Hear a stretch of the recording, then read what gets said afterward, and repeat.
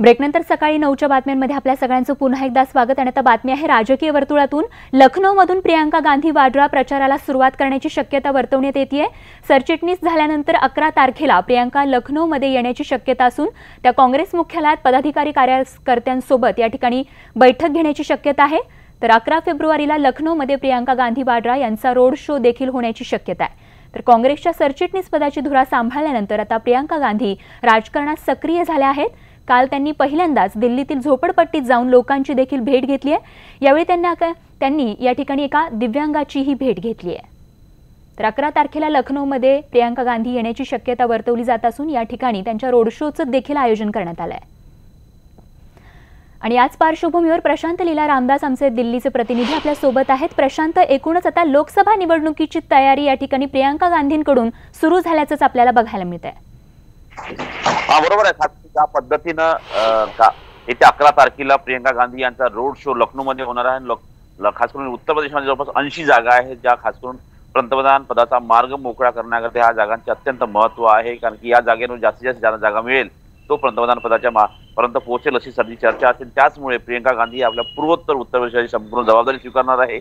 आणि सोबतच जर बघितलं या काल जेव्हा त्या परतल्या कारण की ज्या पद्धतीने त्या 1 तारखेला परतणार होत्या, पण खास करून त्यांचं विमान वातावरणामुळे त्यांची ट्रॅव्हल त्यांचा प्रवास हा पोस्टपोन झाला आणि त्याचमुळे त्या काल पोहोचल्या। त्यानंतर पोहोचल्यावर त्यांनी काल मागच्या दरवाजानं ते राहुल गांधींच्या तुगलक रोड लेनचे ज्यांचं निवासस्थान गेले ते त्यांना भेट झाली त्यांची। आणि त्यानंतर येताना ज्या तिथे स्लम वस्ती आहे त्या स्लम वस्तीमध्ये एक यादव नावाची मुलगी आहे, त्या मुलीला त्यांची भेट घेतली। ते साधारणतः प्रियंका जेव्हा दिल्लीचे त्या भागात येते त्या खास करून त्या भागामध्ये त्या पुरीला मदत करते आणि तिने आश्वासन देखील दिलं की तिला भविष्यात देखील मदत करील। पण हे सगळं जर सामाजिक दृष्टिकोनातून महत्त्वाचं म्हणजे जर बघितलं राजकीय दृष्टिकोनातूून येत्या 11 फेब्रुवारीला लखनौमध्ये खास करून त्यांचे रोड शो आयोजित केला आहे काँग्रेसच्या वतीनं। आणि महत्त्वाचं म्हणजे या माध्यमातून एक प्रकारे लोकसभा निवडणुकीच्या पार्श्वभूमीवरती शंखनाद प्रियंका गांधींच्या हस्ते व्हावा असा प्रयत्न काँग्रेसचा राहणार आहे।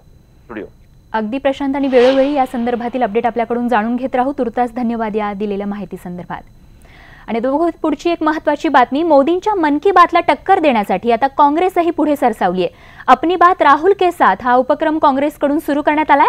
अपनी बात राहुल के साथच्या पहिल्या भागात राहुल गांधींनी विद्यार्थ्यांशी संवाद साधलाय आणि त्यांनी विद्यार्थ्यांना स्वतःची ओळख करून देताना या व्हिडिओमध्ये राहुल गांधी बघायला मिळत आहेत। तर दिल्लीतील एका रेस्टॉरंटमध्ये राहुल गांधींनी विद्यार्थ्यांची भेट घेतली। युवकांचे विचार काय आहेत हे जाणून घेण्यासाठी मी युवकांशी चर्चा करण्याचा निर्णय घेतल्याचं राहुल यांनी म्हटलंय। तर काँग्रेसने हा व्हिडिओ शेअर केला असून यामध्ये युवकांचे विचार लक्षपूर्वक ऐकताना राहुल गांधी बघायला मिळत आहेत।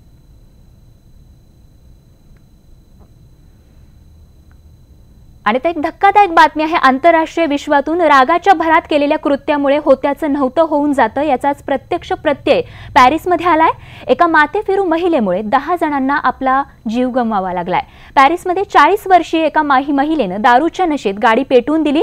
या गाडीला लागलेली ही आग म्हणता म्हणता पसरली आणि तिनं या 8 मजली इमारतीचा ताबा घेतला। तर मंगळवारी पहाटेची ही भीषण दुर्घटना आहे। महिलेला पोलिसांनी ताब्यात घेतलं असून तिची चौकशी सुरू आहे। तर या अग्निकांडात 36 जण जखमी देखील झालेत।